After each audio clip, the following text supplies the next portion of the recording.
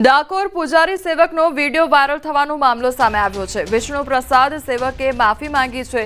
જે બોલ્યો છું તે બદલ માફી માંગુ છું। હું કોઈ પોલીસની બદલી કરાવી શકું તેમ નથી, તે પ્રકારનું નિવેદન તેમના દ્વારા આપવામાં આવ્યું છે। જે વિડીયો વાયરલ થયો છે સોશિયલ મીડિયા ઉપર અને ટીવીમાં, એ વિડીયો જે વાયરલ થયો હોવાથી જે કંઈ બોલેલો છું એમ બદલ હું માફી માગું છું। એ વાત ખોટી છે। હું કોઈ પોલીસની કે કોઈની બદલી હું કરાવી શકું એવી તાકાત હું ધરાવતો નથી। અને મારે જે રાજી ખુશીથી અમે ભગવાનની સેવા કરીને જીવન ગુજારણ કરીએ છીએ।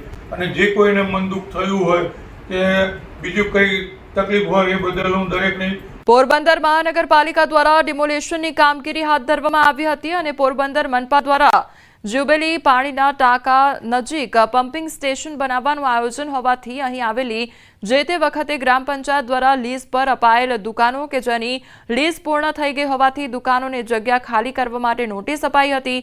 તો બાદમાં હવે 7 દુકાનોને આખરી નોટિસ આપી દુકાનો તોડી પાડવા માટે કાર્યવાહી હાથ ધરવામાં આવી હતી, પરંતુ દુકાનદારો દ્વારા થોડા દિવસના સમયની માંગ કરાતા મનપા દ્વારા 2 દિવસનો સમય આપવામાં આવ્યો છે। ભૂતકાળમાં પણ આ વિસ્તારમાં પાણી ચોરી અને વેચાણના પણ કિસ્સાઓ સામે આવ્યા હતા, જે બાદ સીલ સહિતની કાર્યવાહી પણ હાથ ધરવામાં આવી હતી।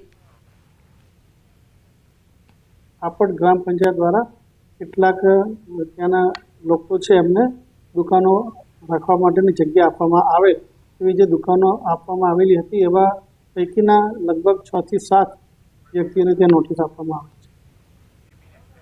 ખેડામાં બેફામ ડમ્પરના કારણે અકસ્માત સર્જાયો તો કપડવંજના સીલિંગ સેન્ટર પાસે અકસ્માત સર્જાયો। રોડ ઉપર પડેલા જેસીબીને પાછળ ડમ્પરે ટક્કર મારી હતી। ડમ્પરે ટક્કર મારતા જેસીબી શ્રમજીવીઓ પર ફરી વળ્યું હતું। ફૂટપાથ પર સૂઈ રહ્યા હતા શ્રમજીવીઓ, ત્યારે 3 શ્રમજીવીઓ પૈકી 2ના ઘટનાસ્થળે જ મોત નીપજ્યા છે। જેસીબી ચાલક અને ડમ્પર ચાલક ફરાર થયા છે।